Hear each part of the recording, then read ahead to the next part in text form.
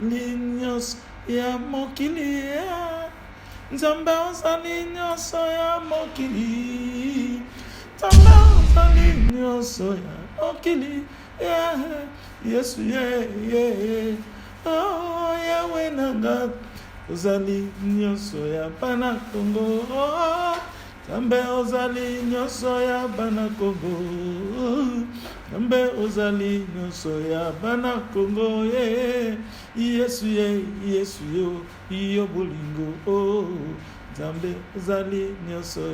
Alléluia. Mobali auti voyage aye brusquement pona asala mwasi na surprise soki ayebisi mwasi neke na koya na mokolo boye na ergo mwasi akobongama ata soki azalaki na bavisitere baoya te mwasi akolongola salite nyonso to ezalaka na ndako akende kobomba ngo na mabulu mpo mobali amona mabe na ye te. C'est toujours ça ozomona me mobali wana alobi ya koya akoyebisa mwasi na ye te. Mwasi na ye eza nani? Eza église oyo biso tozali oyo totelemeli awa. Sikoyo église ayebi mokolo mwasi akoya te, église ayebi mokolo mobali akoya te, me église azobongamaka na désordre salite bilamba ekozala propre main koswana na bato makanisa mabe kosala n'importe quoi désordre. Siko ntango mobali akoya akozala ndenge nini déplaisir. Mais siko mobali oyo azoya aza nzambe molimo santo na likolo oyo akokita na nkembo ya millénium. Mais mobali wana deja azomona mwasi nanga aza propre te po aza lokola mobali ya mosuni te. Nalingi to comprendre likambo oyo. Aza mobali ya mosuni te, aza mobali ya molimo. Aza koya mpona achange mwasi na ye asalatisa ye voile spirituel mais aye sikoyo ekoma par la chair. Donc aza mobali oyo bazobenga l'accomplissement de la parole, l'exécution de la parole de l'Éternel.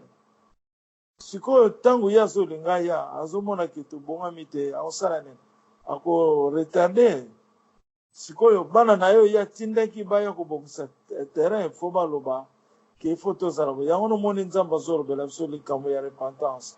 Confesser, repentance, confesser po mobali ya likolo akuta mwasi na ye abongama mpo na ye.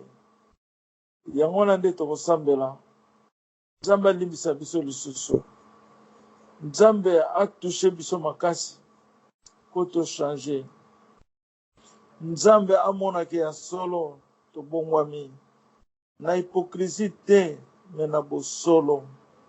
Nzamba mona ke tozoyeba ye aza nani. Ntango nga nayambi Yesu eloko liboso nasalaki na ngai nayeba Yesu aza nani. Ki ye Jésus-Christ. Nzamba azoloba na ngai Yesu amiponisamaki. Aponisamaki donc amonanaki boye. Donc basala ete amiponisa alingi azala ye moko alingi azala nzambe na mokili. Réponse ya liboso nazwaki ntango na yambi Yesu abi me Jésus ngo balobelaka ye boye yango nosomona mosuni eza eloko te. La chair ne vaut absolument rien. La chair ne vaut absolument rien. Ntango botami na mosuni fo bamelisa mai miliki bachange pampe soki kusi ezolakisa biso ke moto aza zero. Ozomona mais esprit ayekolaka te. Esprit amonisami aza na nyonso na mokili. Esprit atu basenyaka ye te. Esprit ya mutu te po mutu mpe aza na esprit na ye, nzambe mpe aza na esprit na ye. Mais tozoloba esprit ya nzambe parce que fo tozwa esprit ya nzambe po tokota na nzambe. Esprit ya mutu fo etikala na mokili elala pongi fait que dormir. Mais esprit ya nzambe est remplacé yo yango na nzambe azoloba. Qu'est-ce qu'un prophète? Un prophète c'est un homme de sens qui vit par l'esprit de Dieu. Donc prophète ezali symbole ya koloba mosali ya nzambe.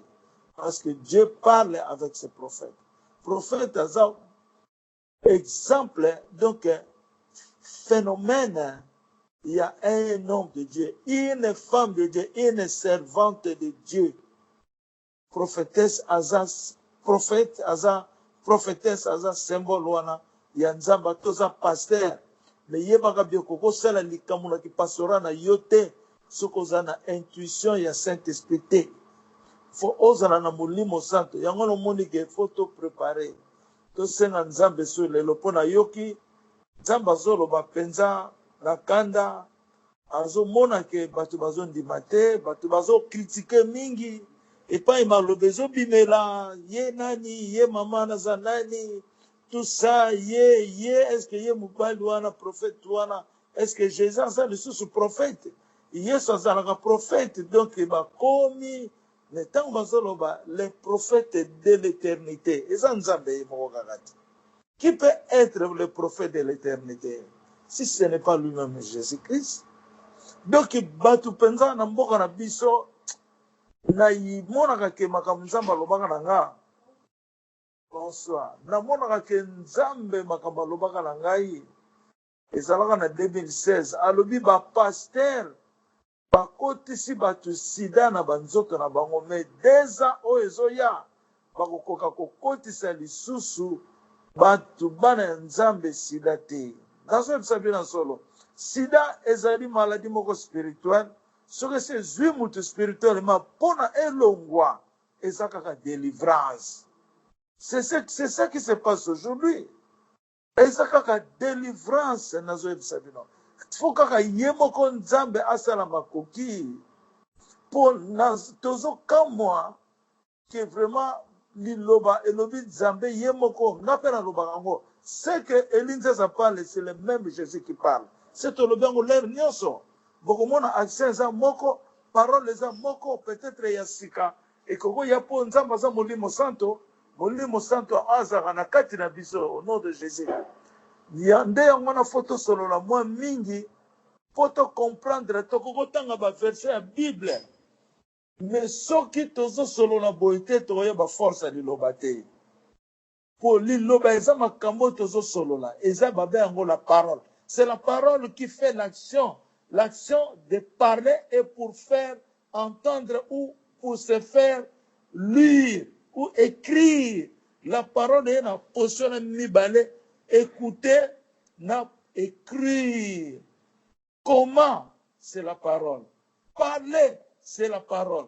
L'action de parler, c'est l'action de l'accomplissement. L'action de parler, c'est l'action du commande. Tu ne peux pas parler sans que tu fais l'action parce que aux hommes qui bon matin,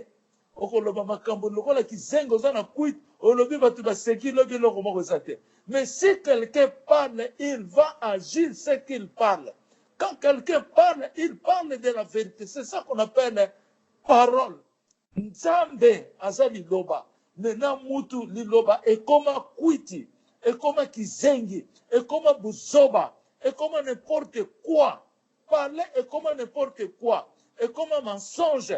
Et comme kindumba. Et comme salité. Et comme on détruire la vie de quelqu'un. Parole te, eza parole te. Ça c'est satanique. Mais parole ya nzambe na mutu. Il fait la parole égale commande. Commande égale accomplissement. Au commencement était la parole. Dans le premier temps que Dieu a fait sa création, la parole qui est l'esprit se voit au-dessus des eaux. Et Dieu a commencé à faire ses commandes. Et ça s'accomplissait. Biso pe batu. Na makanisi na biso. Na bo moto na biso. Il faut tous en la commande. Par l'Esprit Saint. L'Esprit Saint doit être avec nous. Dieu ne gère pas ses affaires. Dieu ne collabore pas à quelqu'un si l'Esprit Saint n'est pas là. Mais quelqu'un doit connaître qu'il faut que l'Esprit Saint vit avec moi. Là, la parole, la grandeur de la parole. Les lois biloko ezangatina. Biloko ezo détruire famille na yo. Nazongi susu na liloba.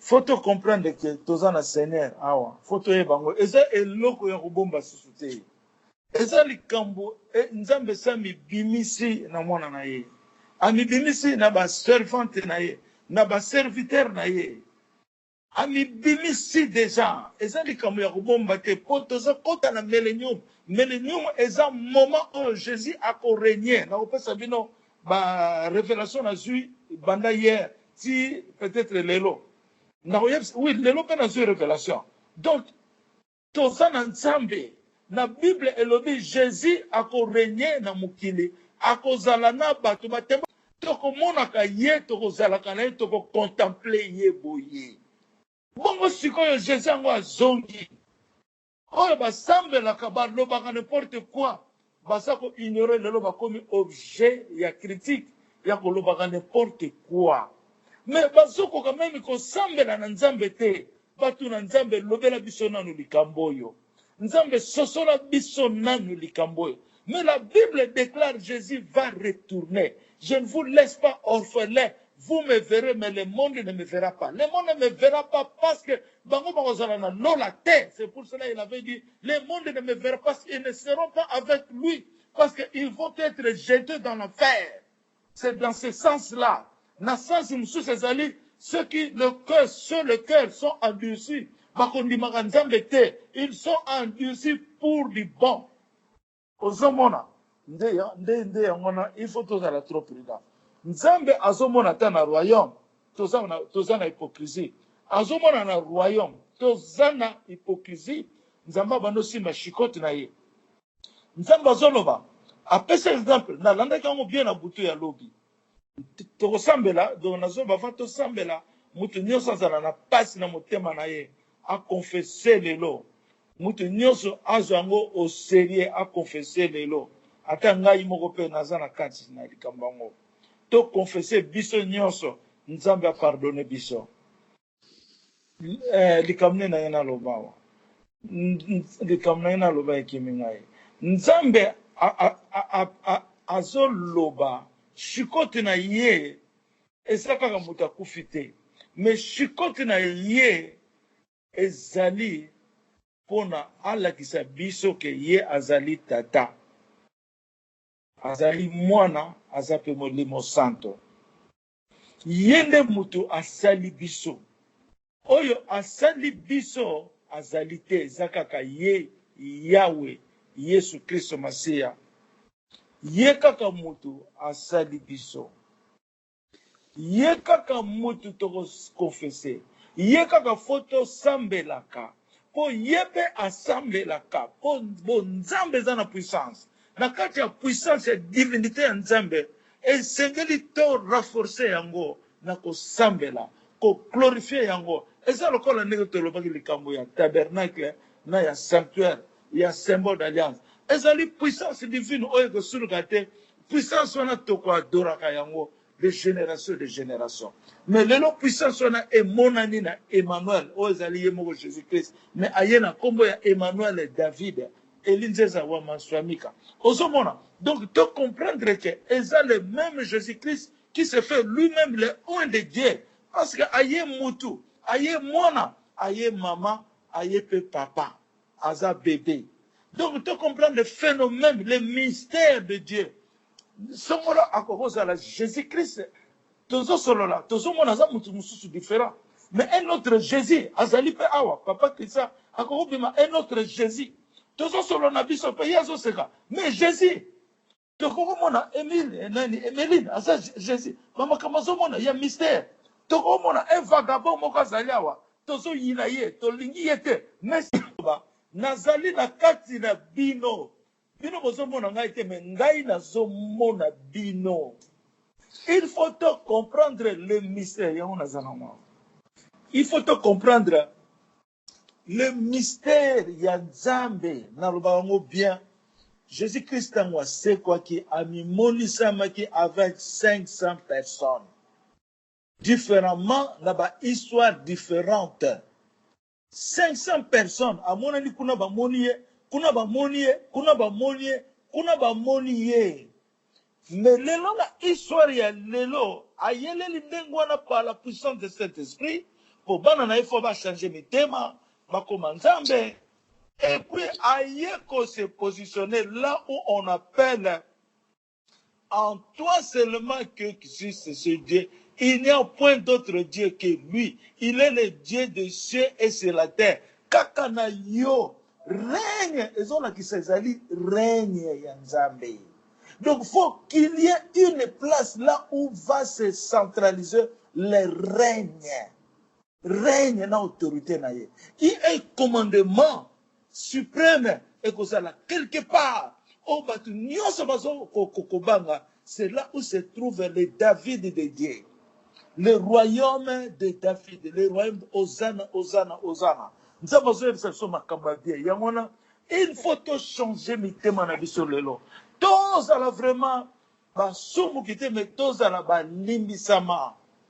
Limbisama pour azo qui te puissance wana ngai se na bandi ko sentir ngo que et qu'il y a plusieurs personnes. L'air yango ya ko yambali par le pain de la vie. Tant que mon papa qui s'en pas mafutawa. Tout mon église m'a commis l'église le pain de la vie. On dit la seki. Na bi batu mingi ba utiliser ba moya Bible to ba moya Nzambe mais bango moko ba yeba kango te. Osomona ba yeba kango te. La croissance de la vérité est nini. La croissance de la vérité est la lumière au ekokita. Et puis lumière on a partager le mal et le bien. Mais tout ce qui tout comprendre yango. Yango na Jésus a se traîner. Yango na se traîner pour alingite bana na eba kota un piège à mabe. Amen. Amen. Donc la lumière de la croissance est dali. Lumière oyo ya pona ko finaliser oyo bakena moto oyo bakena lola. Est-ce que tozo yeba pensa que likolo na mabele ekutani déjà esangani? Amen. Amen. Le mariage du ciel est sur la terre. Amen. Mais si vous etikali likambo moko étoile du ciel et qu'on manifester la puissance divine na likolo tango ko kita et ko briser makambo ebele ya mabe mingi ba ko regretter ba concession na bango ba ko regretter oyo bazalaki fidèle batikali na bolingo ya Nzambe. Donc ko sala déclenchement moko yango na Nzambe zo silika alingi faut continuer ko sala repentance s'il vous plaît. Tous à la vraiment prêt tous à la prête. Il faut toye bantina nini Nzamba zo retarder likambo ya France à Congo. Pour nini Nzamba zo azako ko retarder yango. Pour Nzamba ningi ba msusu ba yoka maloba me biso nanu pe to silisi ko tinda ba maloba ngo ozomona. Dans l'entretemps biso tozo retarder Nzambe pe alingi lilobo ese koti bato ba yamba yango. Fobo yoka ba video ba audio o tozo tinda.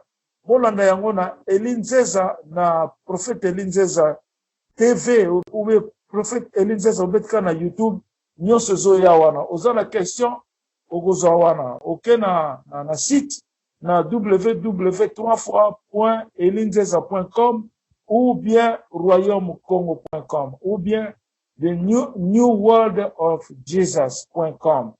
Donc okomona ba information eza wana ebele to bukana te to komi na temps ya suka temps ya croissance de la lumière de la vérité oyo eoya ko séparer biso na bato misusu totikali likolo ya ba nation nyonso na mokili oyo ba oyo bazalaki réservé bakubika oyo bazalaki réservé te bakubika lisusu te batikali na position na bango ozomona. Donc to sala attention mingi nayokaki message mosusu pesa nga mawa Nzamba zoloba tangu bato balalaka mutu akolamuka pongi pona akende kosuba soki masuba esali ye tanga koyoka masuba alamuki ake kosuba me ekozana na bato mosusu ayoki penda masuba esali ye me tanga kolinga alamuka azolamuka lisusu te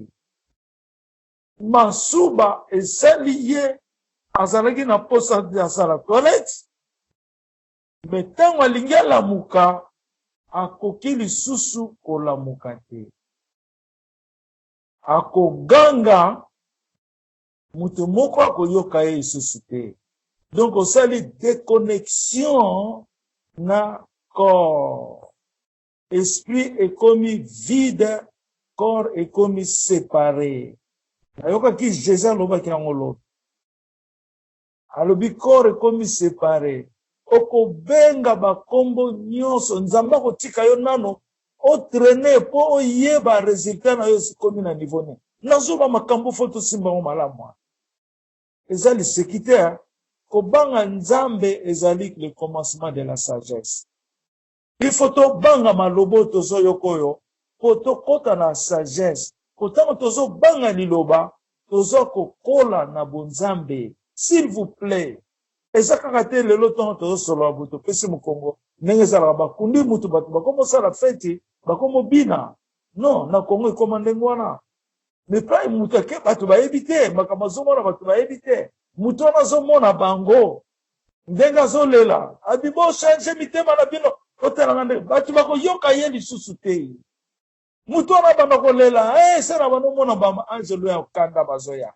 Il faut passer na jugement. Mon peuple ya kozoyo etie yo na jugement. Na jugement ti okene na le lieu des morts, de repos. Ozomona. Donc biloko wana il faut tozala na molimo santo. Tango mosusu kokozwa pe secret ya kuna ndenge ezalaka. Bato mingi nzambe azosala yango. Okozwa secret ya munene. Tozala ba témoignage kuna na mabele. Nga na mona ba famille na nga. Bakanga bango takala lokola na sabine. Bazolela. Na mona bato ba viola basi na tango ba César ya Romain. Nzambe azola sanga tala ndenge na tia bango na ba prison ya Saint-Mabele. Koleka ba prison nyosa mokilo. Maya moto ba melame ba kufaka te. C'est très dangereux. Hein? C'est très dangereux. Ozomona alors yangona tango zana vie otozobenga le pain de vie ozana ngo le pain de vie c'est Jésus-Christ. Oya zana kati na yo na bolimo na yo. Mais kolinga ko perdre le pain de vie te. Ata soko changer nzoto na yo, mais tu continues à vivre avec paix.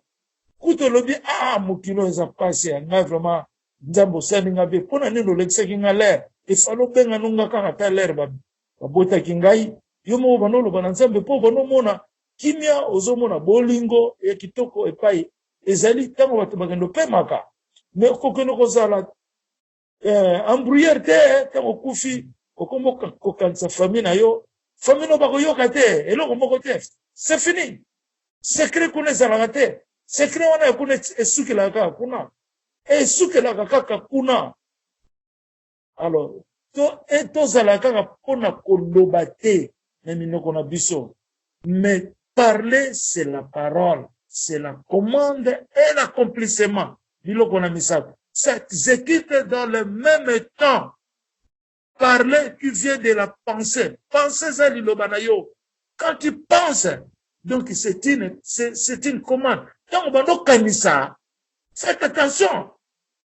Pour kanisa, il faut éviter ça. Éviter ça. Là, on a kanisa. Tout ça, la conférence, tout est date. Naba papa. Mais tant on a zor, papa, tout est date, le 20 juillet. Nzamba lobi nanga non azo reconnaître yango. Nzamba lobi azo reconnaître date wana te. Na bi boto tika ngunde ngwana jusqu'à nouvel ordre, jusqu'à tango yemo ko nzambe akolobela so lelo to kanisi peut-être nzamba lingite, peut-être na makambo itali sécurité nyonso ça fait part ya likambo biso to fandela. Tango mususu ko yebate bato bazo ko cancel bino ba plan mabe bino boyebite balingi ba éliminer bino. Nzamba comprendre bango alobite bope manabino yende asala la délivrance na yabat yende osala la délivrance à Congo mukolo to zuba fongola ya mboko yo na ba porte nyoso ba fenêtre nyoso esili na koloba na lero na to contrôler po molimo santo aza le commandant suprême ya likolo na mabele ozomona yende azala kati na tata kati na mwana kati na molimo santo yemoko ozomona donc yangona to zara trop prudent. Yami balé avant tout sambela, avant tout côté dans la prophétie, tout sambela, tout prêcher la bonne nouvelle. Tout ça déjà est belé dans le royaume. teya bandeko na yo, bikisa famille na yo, ndenge Noé abikisaki famille na yo. Abraham mpe ntango Nzambe abengi esala tour, asalaki nini? Atali mosi na ye, atali na kote mosusu, atali neve na ye, akendaki mosika te. Non! O tika famille na nga nakende lue kuna. Non! Atali oyo baza pembeni na ye. Salisa famille na yo. Baparents bazali, salisa ba. Abraham atali neve na ye azali, mosi na ye aza sentir na eza problème te toyebi. Mais ntango bakomi na nzela neve ya mwa désordre, bakabonaki wana, mais Nzambe akontinuaki koprotege neve na ye. Ozomona? Donc, mutu atalaka famille na ye. Ntango Nzambe azosauve Noé, Nzambe akendaki mosika te, akei nano na bana ya Noé. Na babokilo bazwi grâce. Po babokilo azalaki mwasi ya mwana na ye, azalaki nani? C'est toujours comme ça.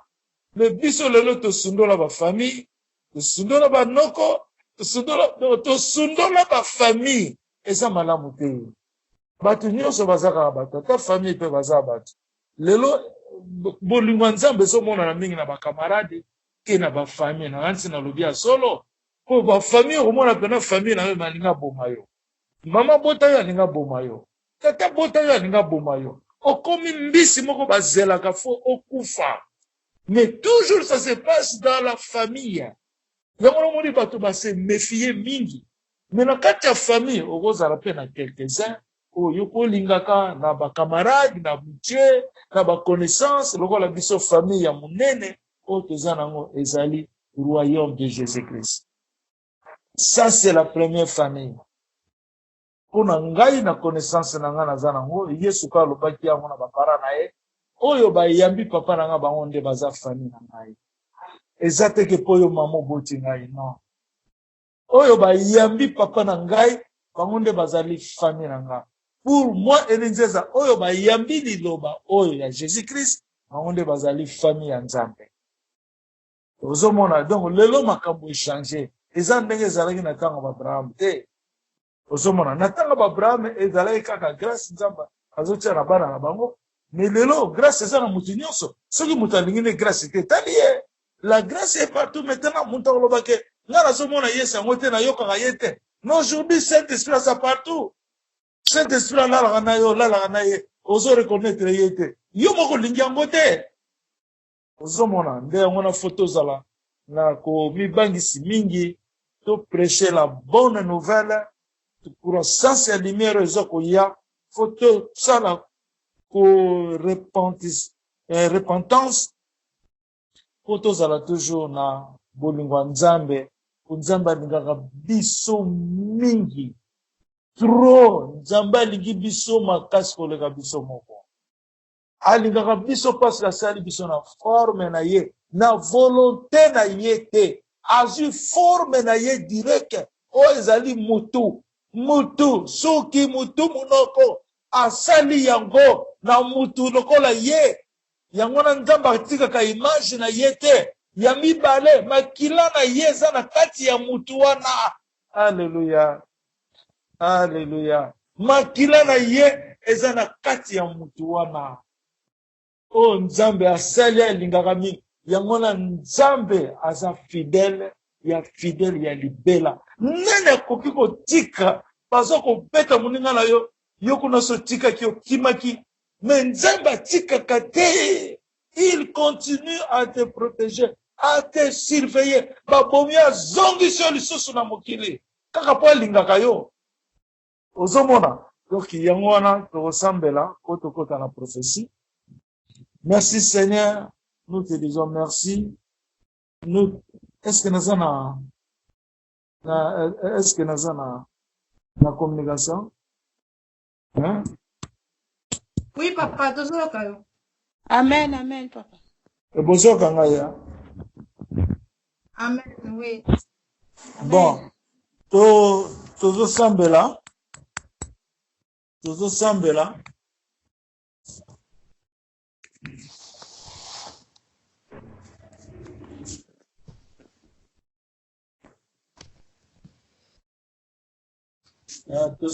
Merci Seigneur.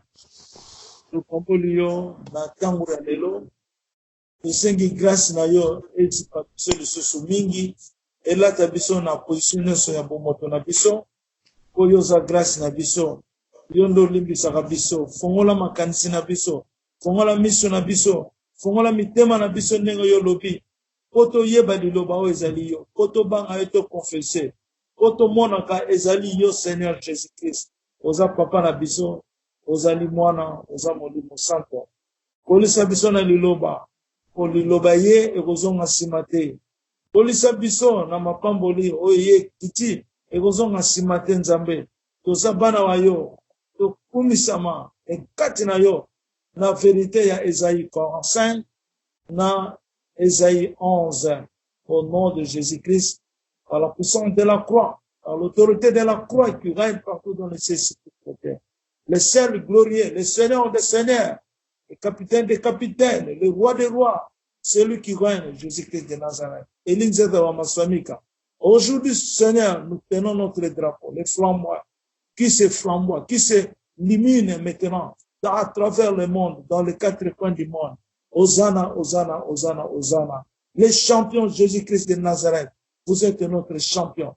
Vous êtes notre tout. Hosanna, Hosanna, Hosanna. Ozali nzambe ya nyonso, na likolo pe na mabele.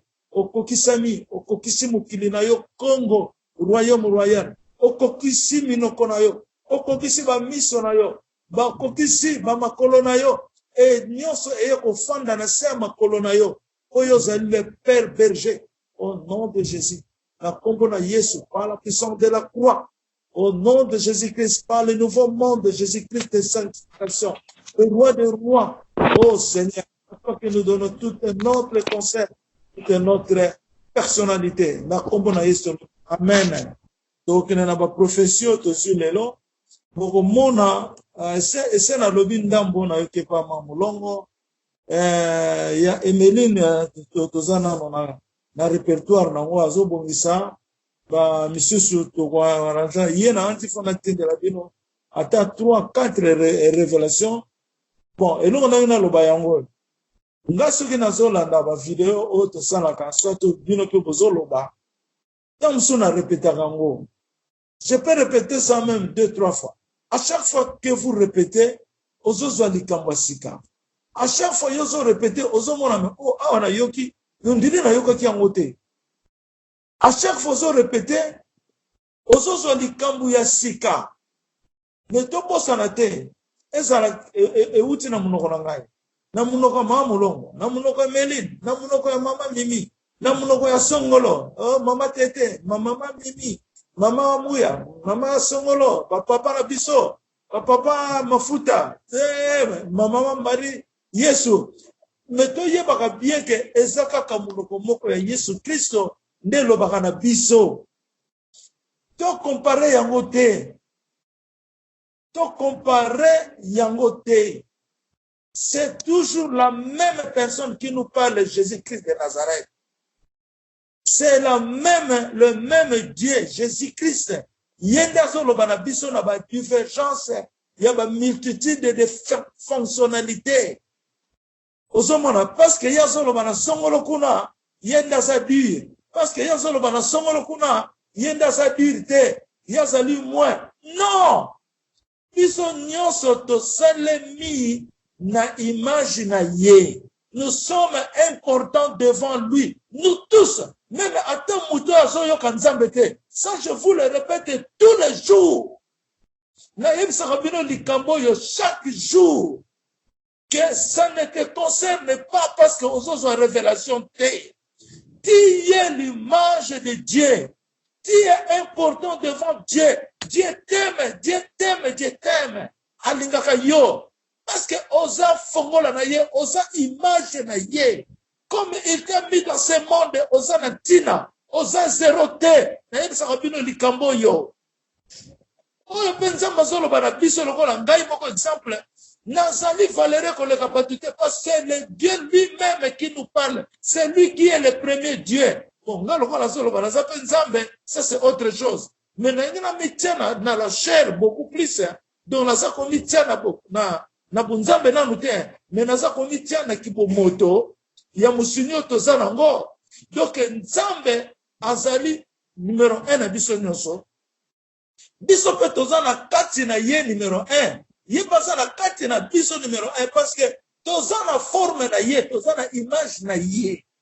Yango moni nzamba zo sala sepso ba bekelamu oya makasi par exemple ndenge solo na mama mulongo to komona que c'était un royaume exceptionnel. Pourquoi?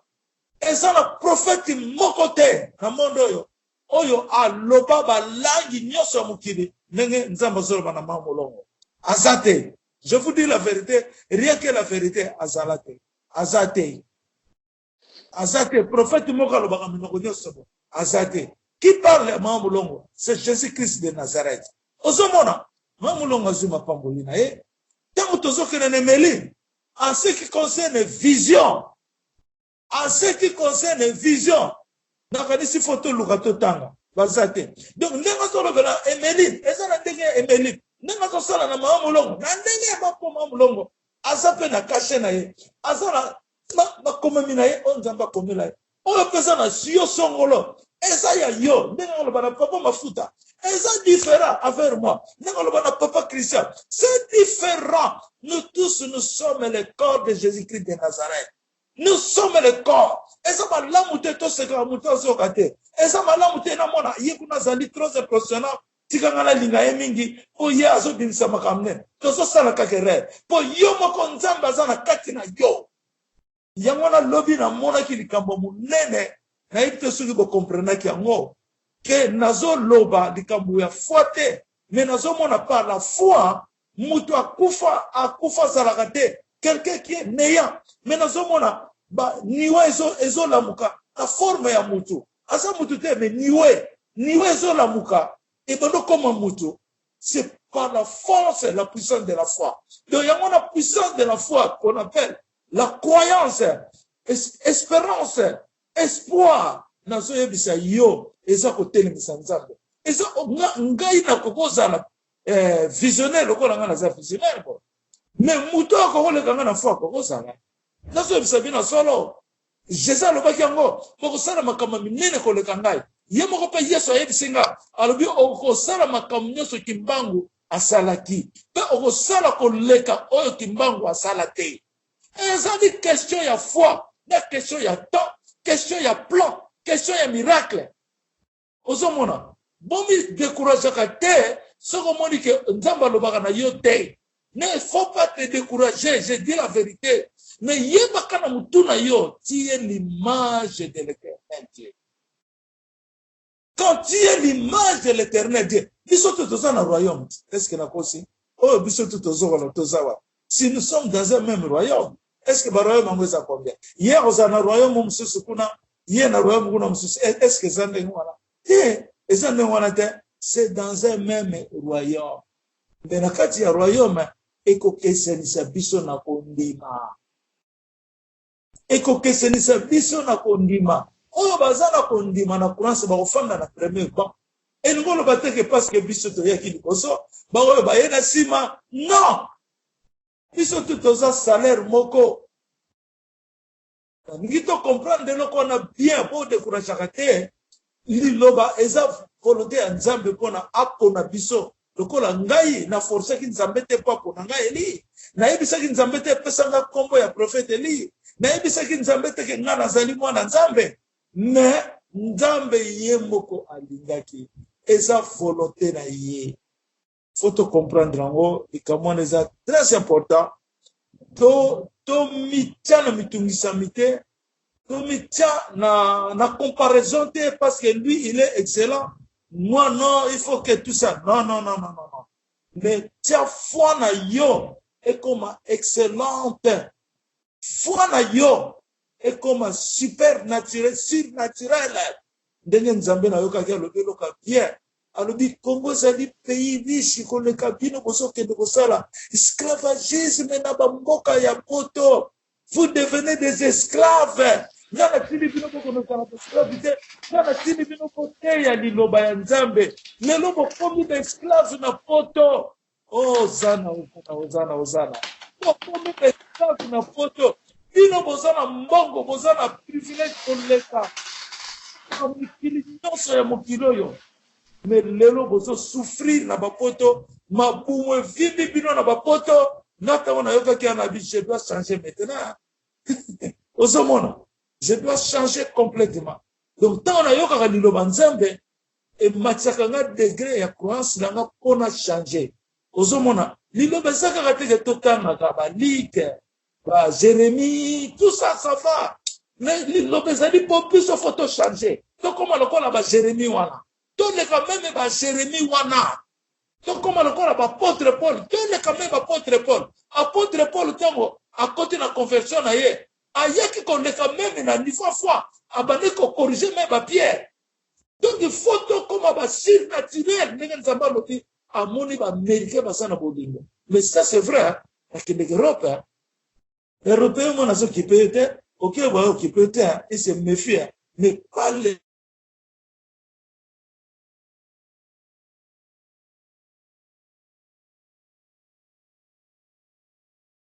ça. Comment plus supérieur même trop fort que l'Américain. Donc nous sommes observés dans ce parce que nous sommes dans la parole. Et nous sommes cette parole-là.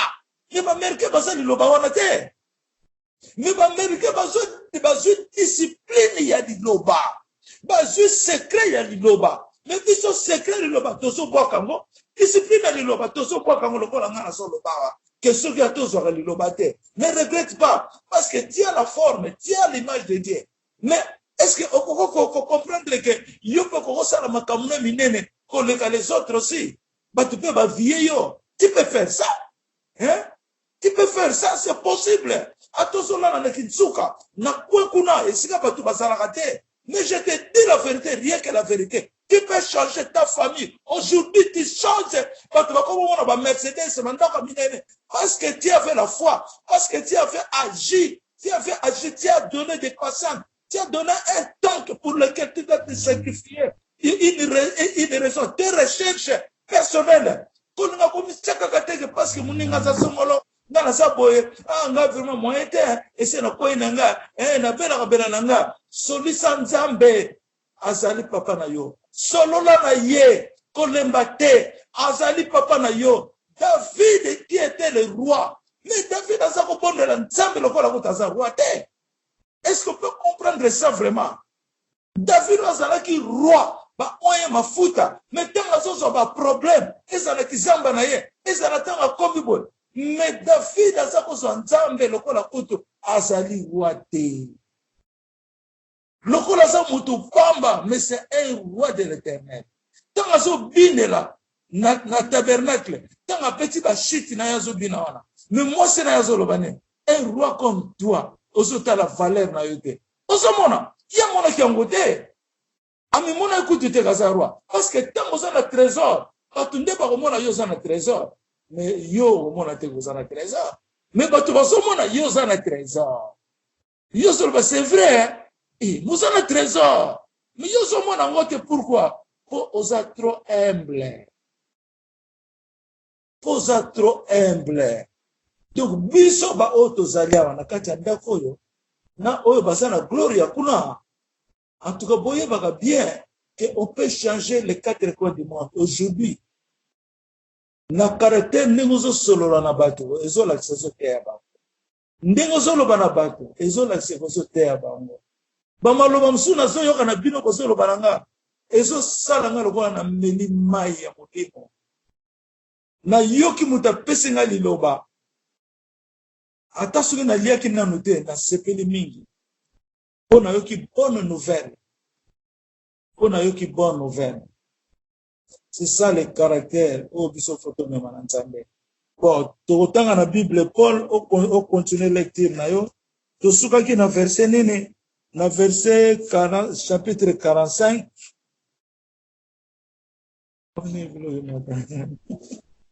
Tozongelaki 14. Tozongelaki 14, papa.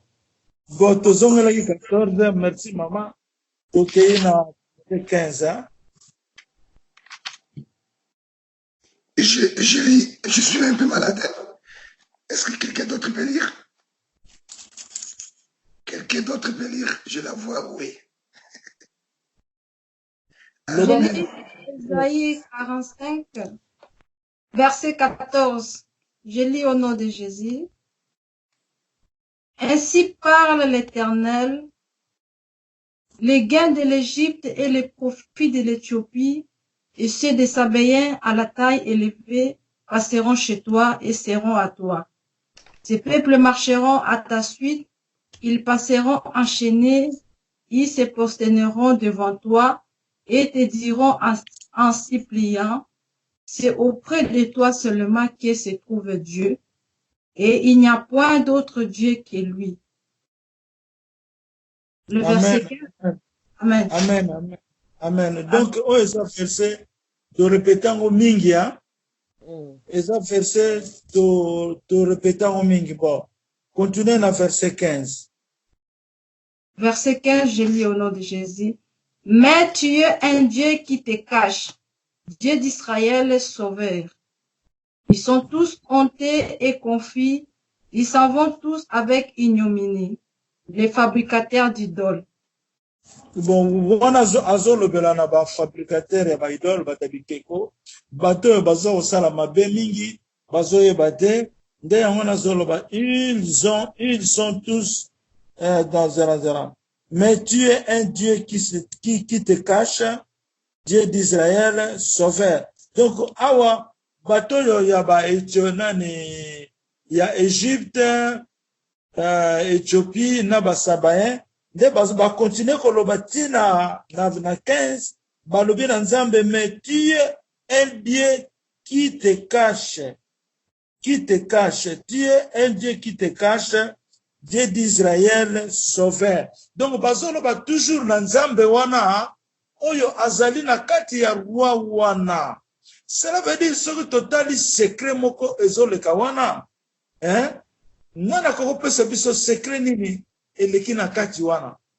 Po bazomona nzambe yango te, me bazomona kaka Sirisi roi wana. Me bango bazoloba na nzambe. Me liboso balobi na Sirisi, na verset 14, na roi wana, après bayo koloba siko en direct na nzambe. Et salami des points logiques oyo est passé wana na niveau ya révélation.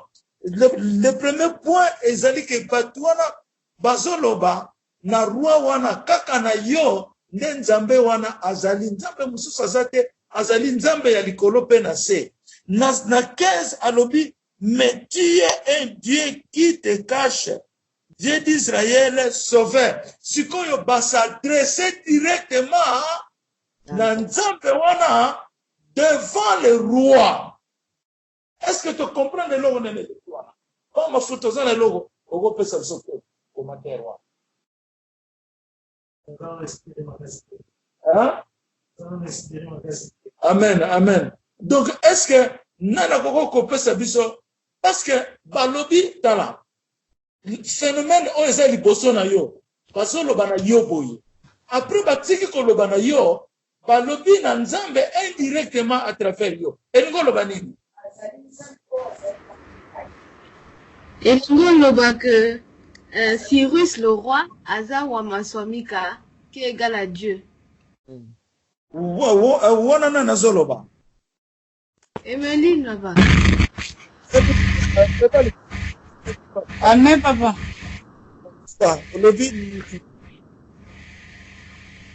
Nayoki te maman. Hein? Répétez encore. Bazo loba na Cyrus le roi qui est égal à Wamasamika et c'est Dieu lui-même. Ah, amen, amen, amen. Amen. Donc, papa.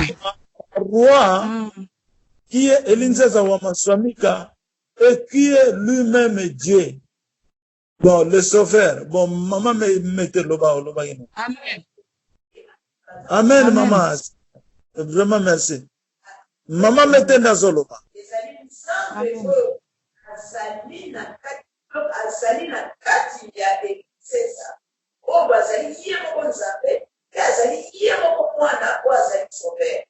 Donc, il y a Jésus-Christ,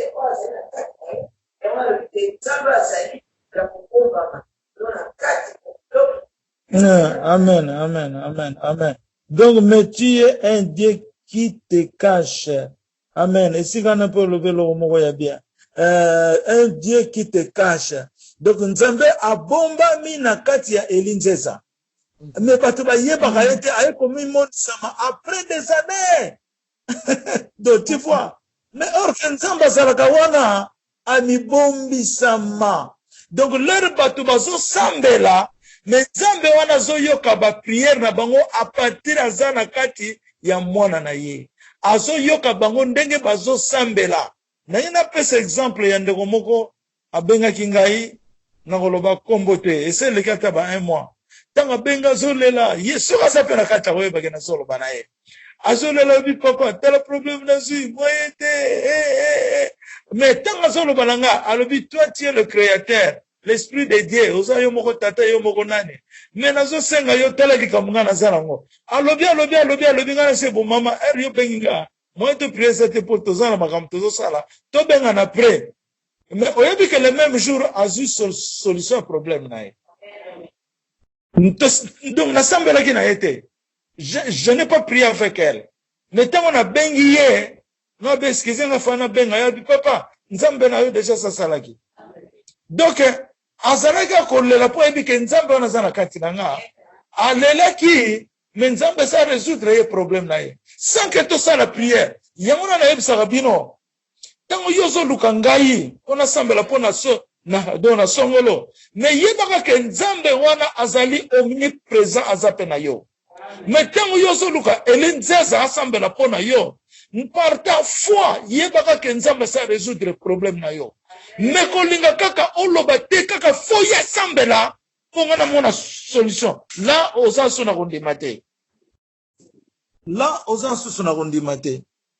non donc oza na kondima te mais si tu as Jésus-Christ en toi le même Jésus qui est connecté à lui-même à Elinzeza mais le Kolosoluka Elinzeza par ta foi tu vas être sauvé tu seras sauvé amen naïbte ceux qui besoin comprendre ngai nazoka doléance moko ya ndeko na biso moko aki malade alukinga te azwi te a débrouiller na ba traitement na bandenge mususu mais azoki solution na ba traitement mais nga na répondre ye nzambe asalisaki yo na ba traitement po nzambe akoguérir yo na ndenge yo motema na yo pe lingi akoguérir yo na ndenge ye pe alingi akoguérir yo kaka te faut obliger nzambe il faut ezala boye non mais yo tia foi ozwa guérison 1.3 le reste nzambe aza na contrôle nango et puis kolinga koboma nzoto na yo te po yo sozela nzambe ayebisa yo koza guéri mais foi na yo elobela yo ke yo za guéri bon nakanisi c'est clair nani akopesa biso réponse na verset oyo totangi verset totangi mais tu es un Dieu qui se cache, Dieu d'Israël, sauveur. Ozomona, donc, balobi nanu na mutoyo, epa nzamba fandaka, pe baye koloba kaka na mutongo andire, po baye bike nzambe wana zoyoka ye, a partir na kati na ye, nzambe wana zoyoka. Amen. Nana tana commentaire musisha ningasala. Amen, papa. Papa, Amen. Ok, papa. Hein? Amen. Amen. Nangana loba ke eza pe kozala pe mariage ya likolo na mapele, donc mariage ya Jésus-Christ na wa maswamika komi moto moko. Amen. Sangani na likolo. Amen. Parce que wa maswamika za mabele Yesu aza esprit na mabele eyoko koma moko. Et puis Yesu ye moko pa lobaki na ngai ke tangu yo okokoma na Kinshasa mabele likolo na mabele ekosangana. Donc ezali mariage ya ngai na Jésus-Christ. Ça c'est vrai aussi. Et yango ko mona ke ngana zo bala bino. Bon mona kana za mobali na bino, nazana bino pa ibozali. Mona ngopo esali mariage ya Nzambe na bana na ye. Amen. Bon, c'est pas ma faute à nganga mama. Maman développe. Mais le bâtard moukete. On parle de ce là. Azali Dieu Oyo. Papa, comment y a un témoin été? Pour baser quoi enregistrer en mode. Nous allons dans un moment où nous allons découvrir qui est Élie.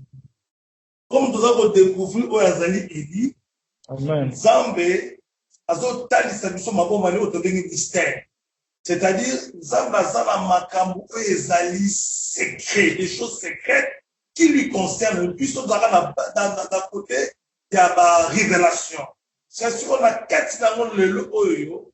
Parcours, il y a Jésus. La mariage, on a dit, maman, où tu connais ça, on a c'est. Zamba Niko Tali Sabiso, et Zamba Mami Oyo. Quand nous sommes à ta taille, on comprend à côté. Mais puis, on a Zamba Sali Biso grâce. Il y a pour kota na mozindo, il y a pour kota. Na trésor, ça y a sagesse dans temps, mais il y a autre chose pour comprendre que c'est Dieu qui te cache. Dieu cache qui? Il cache Élie. Et ce qu'au jour d'aujourd'hui, à Fumolié, il y a un gâteau sur son toit, et parce que ta moto la bombe. Hier aussi, on a exposé, il y a ce qu'on va Amen, amen, amen. Et puis, il y a un épisode, Nzambazo Loba, que chaque jour, tu as passé un moment Isaïe 45. Mais, n'a pas coupé ça. Emeline a coupé sa témoignage, il y a Isaïe 45, on a dit, à l'écart qui n'a combat moko, mais, tango, à tangi esprit zolobanaye, à kotana, Isaïe wana. Mais, en tout cas, ceux qui répondent ça bien. Donc, tu comprends que, tango zolala, avant lala, tango Isaïe 45 nyonso, avec la foi, okolala na kimia ya kosakana na ngote. Emeli na pesa biso référence wana sima. Bon, nani susu aninga loba poto continue. Allô, papa. Oui, maman, koloba. Papa, moi, je voulais dire tout simplement que c'est le secret de ton cœur qui est dévoilé, quoi. C'est ça. Je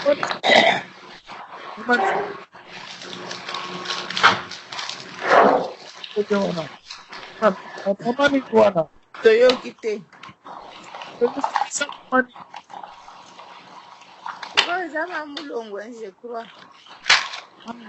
Maman nani, maman sokoso loba, olobi kombo na Emeli na kombo. Amen, c'est maman Anne Moulongo. Amen, amen, maman. Papa, moi, je voulais dire que c'est les secrets de ton cœur qui sont dévoilés pour que nous puissions savoir que l'éternel Dieu est au milieu de nous. C'est ça. Amen, amen. Les secrets de ton cœur qui se dévoilent. Les secrets de ton cœur. Parce que mon thème est appelé Nzambe. Amen. One is a sagesse. Amen, amen, amen. Que Nzambe nyoso aye pona biso nyoso. Parce que batu nyoso tango Nzamba zoloba, je vous enverrai les consolateurs. Consolateur à cause de l'esprit. Nalobakango l'air nyoso. Jamais consolateur à cause de l'oyozo mona poete. Batu nyoso ba mona l'esprit. Soko yo mona la Saint-Esprit. Mais au mona, batu nyoso ba mona ete. Mais il faut qu'il y ait quelqu'un, oyaza lokola batu. C'est lui le consolateur. Mais quand il y a le consolateur, l'esprit vit avec lui. Ozomona, bon. Tu continues, bon, na totangi, na 15 et suki, tangi la biso 16. 16 tocho tanga, papa, to comme il y a 17. Bon, donc, ils sont tous honteux et confus. Ils s'en vont tous avec ignominie, les fabricateurs d'idoles. Bon, on a fait ça va. Battement comment na soni ba osala confus. Bon, 17. Botanga 17. Verset 17. Par l'Éternel qu'Israël obtient les salis, un salut éternel. Vous ne serez ni honteux ni confus jusque dans l'éternité. Alléluia, alléluia. Oyo eza verset moko trop clair. Eza verset moko trop clair par l'Éternel que nous avons le salut. Et puis le salut devient éternel à nous. Donc salut oyo tozui ekosila kalisusu te bana ya Nzambe. Amen. Le salut éternel. Ça, c'est une promesse. On a faut que tangaka Esaïe 45. Faut qu'on mette là-bas. Moi, je vais être parmi dans le salut éternel. Amen. Amen. Être nombre de ceux qui sont dans ce salut-là, Seigneur Jésus-Christ. Yomoko yeba ndenge okosala ki bolingo na yo na Nzambe. Yomoko ko yeba ndenge okosololela Nzambe na verset wana. Po éternel wana salut wana etikala na yo. D'abord, salut ni moloba nini. Bana bango expliquer biso salut c'est quoi? Pour tozoloba le salut d'éternel, le Dieu d'Israël. Salut c'est quoi? Maman la biso. Qu'est-ce que c'est réponse? Lobiko. Maman na maman na biso fandi kuna. Okopesa biso réponse salut eza nini? Salut yaka. Yaka kamega ka bapese le nova.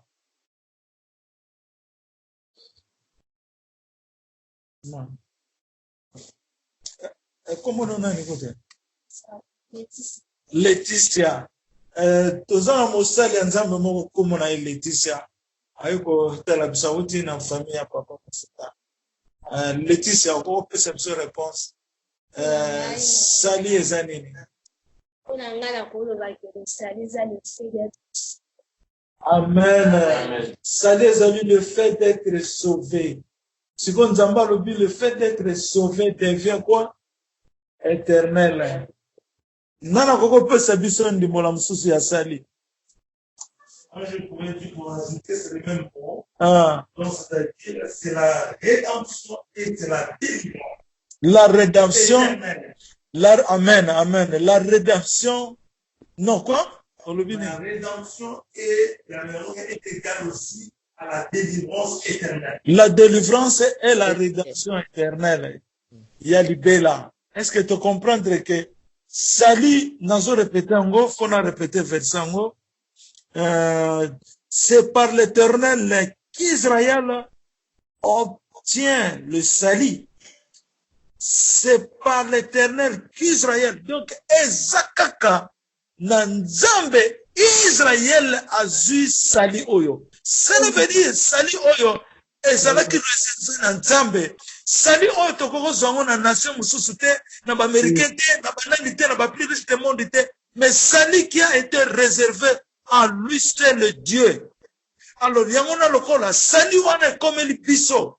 Et wuti kaka na éternel, le Dieu d'Israël. Yamona biso pe photo yamba, le Dieu d'Israël. Il faut que ça, le Dieu d'Israël. Amen. Amen. Totaba Congolais metango toyoko yoka ke tozali bana ya Isalele. Amen. Amen. Donc tango yoko yoka ke tozali lisusu ba Israël. Donc ça lui a choqué. Choqué. Mais ce qu'on va Congolais tozoye ba te tozaba nani. Nous sommes un Dieu d'Israël. Et alléluia. Alléluia. Nous avons un Dieu d'Israël. On va faire une prière de grâce à notre Dieu maintenant. C'est la grâce, prière de grâce que notre Dieu, c'est à cause de lui que nous avons obtenu le salut qui devient éternel. Au nom de Jésus-Christ, là. Merci Seigneur, nous t'implorons la victoire de salut. Nous t'implorons la victoire de la liberté. Nous t'implorons la victoire de l'éternel Jésus-Christ à ce qui concerne les droits de l'homme. Nous t'implorons par la grandeur de ta miséricorde qui est survenue ici avec le règne Hosanna, Hosanna, Hosanna. Nous sommes remplis de l'angoisse. Nous sommes remplis de la valeur de ton salut à ton peuple qui nous a créé, de ton propre gré. Aucune nation qui nous a supportés, aucune nation qui peut nous délivrer, aucune nation qui peut nous mettre en marche comme toi, Seigneur Jésus-Christ de Nazareth. Oh, que le salut devienne toi-même maintenant. Seigneur, faites-nous marcher en forme de salut, en forme de la révélation du salut éternel. Au nom de Jésus. Par la puissance de la croix, par l'autorité de la croix, que nous soyons bénis. Seigneur Jésus-Christ, nous te sanctifions. Nous te sanctifions.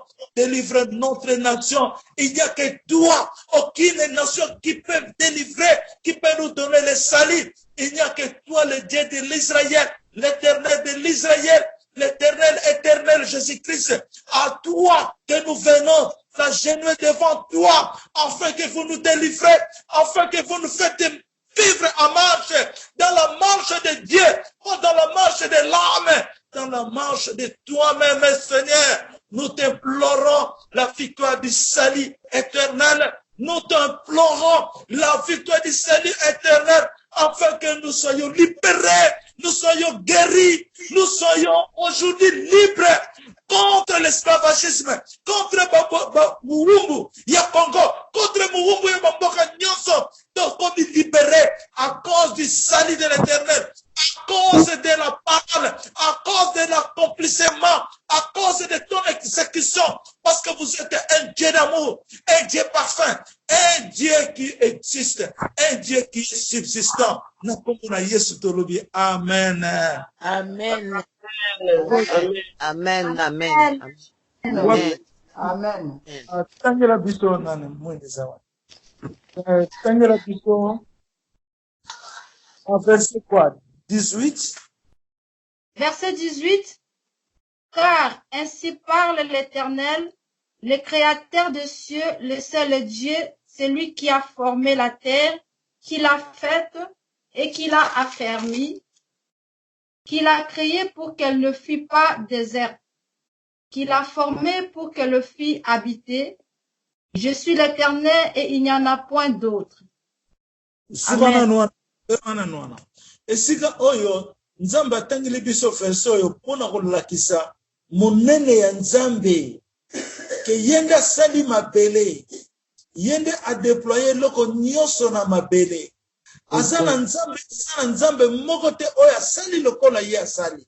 Soki Nzambe ona sali na bademo na bino bademo ya bato balobaka olimbisanga pona langari. Nzambe wana abima sikoyo. Nzambe wana kozalaka te pe azalaka te. Mais Jésus-Christ, c'est lui qui a fait la création.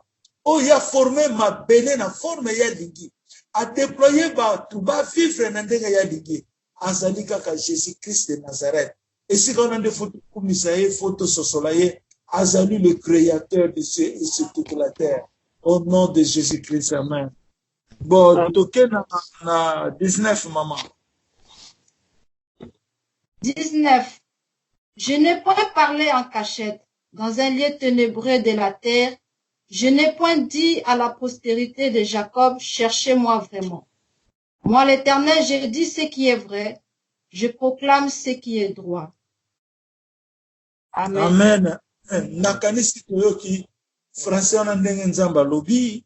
Ndenge nzamba lobi. Je n'ai point parlé en cachette dans un lieu ténébreux de la terre. Je n'ai point dit à la postérité de Jacob, cherchez-moi vainement. Moi, l'Éternel, je dis ce qui est vrai. Je proclame ce qui est droit. Alléluia.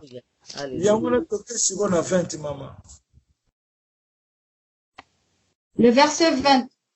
Assemblez-vous et venez, approchez ensemble, réchappez des nations. Ils n'ont point d'intelligence ceux qui portent leur idole de bois et qui invoquent un Dieu incapable de sauver. Bon, aux français, mon représentant clair, assemblez-vous et venez approcher ensemble, réchapper des nations. Ils n'ont point d'intelligence, ceux qui portent leur idole de bois et qui invoquent un Dieu incapable de sauver.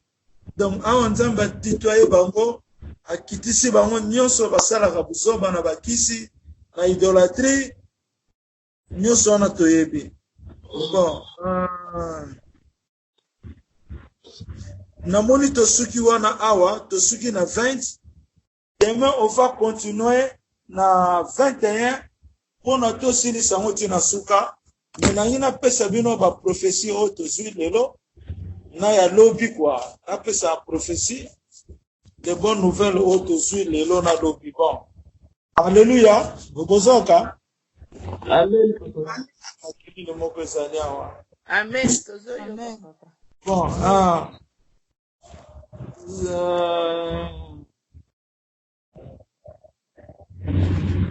bon bon déjà c'est na lobaki yango yalaki c'est na lobaki yango le Saint-Esprit m'a pointé et m'avoir rendu sa grâce. Ezali ka poto yeba ke Nzambe a pointé ngai a rendre nga grâce na ye. Dieu m'a pointé et m'a rendu sa grâce. Donc cela veut dire na komi na moment oyo grâce il fallait monana. Donc grâce yaka mais grâce eza na temps ya opération nango. Donc to komi na moment oyo grâce wana Nzambe abandi ofongola yango pona bana na ye. Naleki wana Seigneur alobi autorité ya Nzambe ekomeli biso. Wana pe na lobaki yango lobi autorité ya Nzambe c'est komeli biso. Toujours c'est par la grâce. Donc bokomona ke na ba prière na bino boso sala boko sentir ke bozalaki bozalaki liboso te. Bokomona ke autorité ya Nzambe bali ko manifester na biso. Bon, na continuer Nzambe azoloba natindi yo eli pona oya kosala volonté na ngai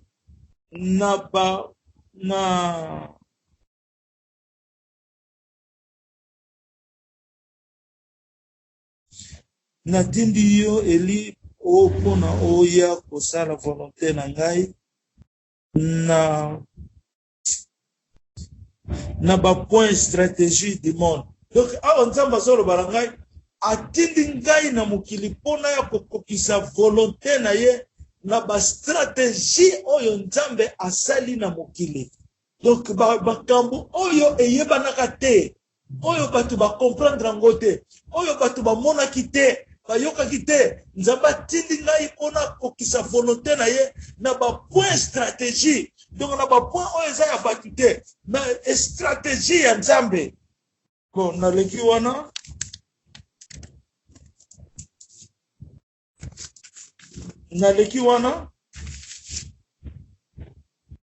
la vision du 25 mai, tout ça.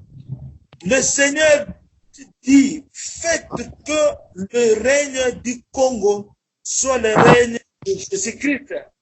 Nzambe alobi nangai sala ke règne ya Congo ezala règne ya Yesu Kristo Masia. Awa Nzambe alobela biso nini? Awa Nzambe alobela biso nini? Eloko nini Nzambe a pointé na kati na biso. Sala ke règne ya Congo ezala règne ya Jésus Christ. Elingo loba nini? Nana ko pesa ide. Sala ke règne ya Congo ezala règne ya Yesu Kristo. Mama loba elingo loba nini?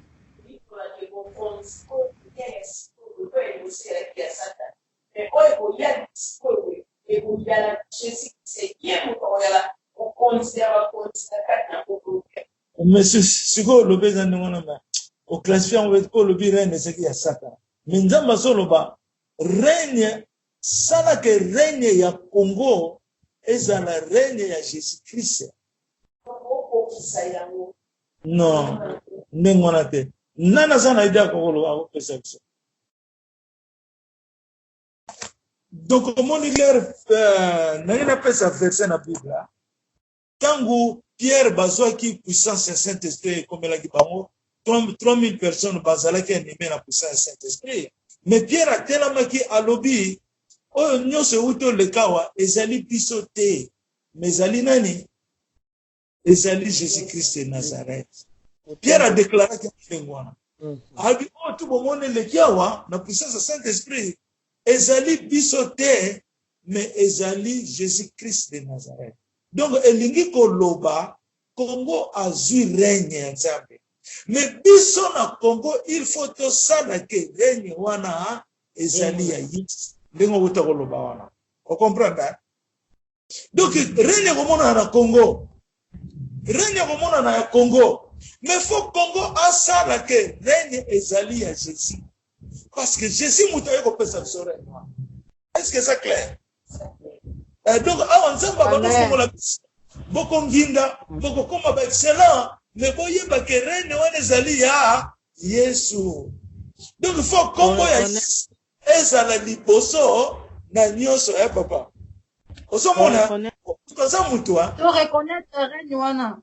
Mutoza mutu, ozwi reine, obosani, ekomi kaka ya yo. Mais biso to obosana te. Po tozosala ngo nyonso na kombo ya Jésus Christ. Mais tozoloba ngo na congolais nyonso okozwa reine. Mais sosola ke reine yoza nango ezali Masia, Jésus Christ. Toute la gloire à Jésus Christ. Alléluia. Yango na nzamba zolo bana biso po nzambe pasa yebisanga ke ayoko zongisa reine ya mutu na mabele ezali reine ya Jésus Christ. Donc l'air tozoloba, faites mon Père qui est aux cieux, que ton nom soit sanctifié, que ton règne arrive. Donc règne arrive ezali Jésus Christ. Na si bino poto zala kimia na nzambe otanga kaka kombo ya Yesu. Siko na ke na révélation elandi nazalaki devant bana mike nazo déclarer na miso na bango na yebisi bango esi na délivrer Congo déjà.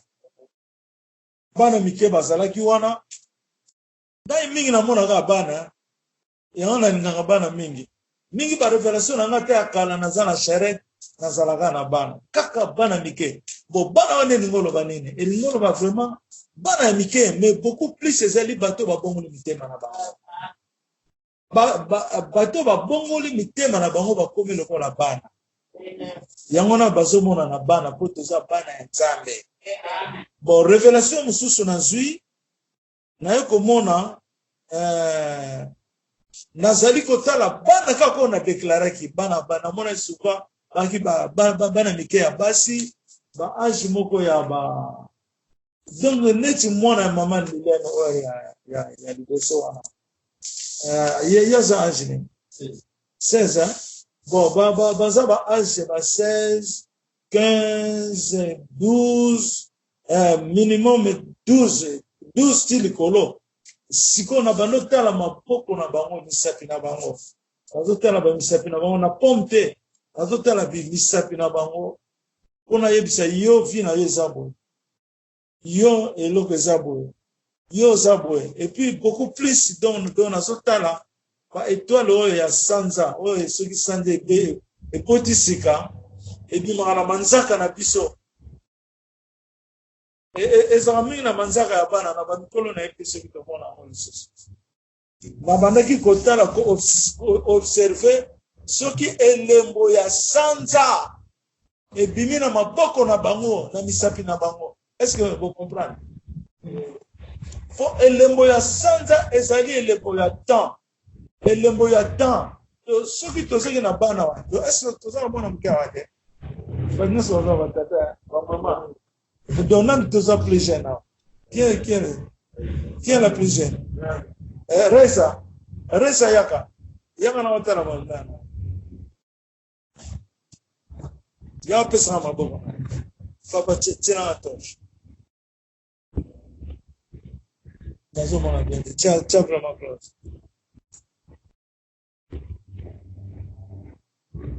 Tena ajioza na ngoso polimi. Ezo mona na bana. Ezo mona na bana kaka bana ba moya 15 wana 16 ozo mona papa mafuta yena tala koko mona na pea papa mafuta za nango 1 2 azana ngo mundo moko ya do papa mafuta adon tosanga droite gauche kanada do boko sale moni awo zate e mona na droite na droite amona ni na 3 étoiles osomona donc eza ba secret divin ba mafuta pasa mwana eza ngate ke fonza la mukolo bonona ni total ai papa mafuta asa na 3 étoiles donc eza bon eza yé déjà eza na yé donc puissance divine et c'est côté lio nana ni total. Papa Christian. Ocheba ina moyen total ezate Yangona ba ina wana bochaka ngote ya. Faut faire attention. Hein? Ah, Ozana Moko. 1, 2, 3. Papa Christian. Adorazana 3 étoiles. Alléluia. Bongo ba mama bino bokoya. Hein? Ah, bon, ça va moins de temps. Laetitia, il y a de temps. Ah, papa va gagner victoire. Papa va gagner victoire. Ah, yo, tu es inné, c'est bien.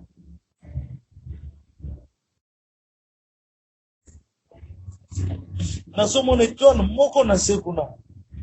Amona l'étoile, moko a on a saison yasi.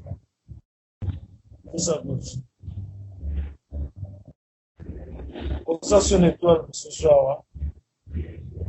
Un peu au monde, ça va, on a l'étoile pour ça. Maman Brésil.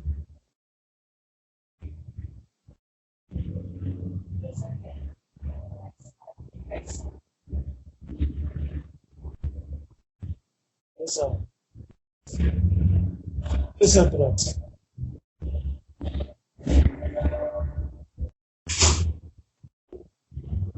Mon étoile, mon quoi.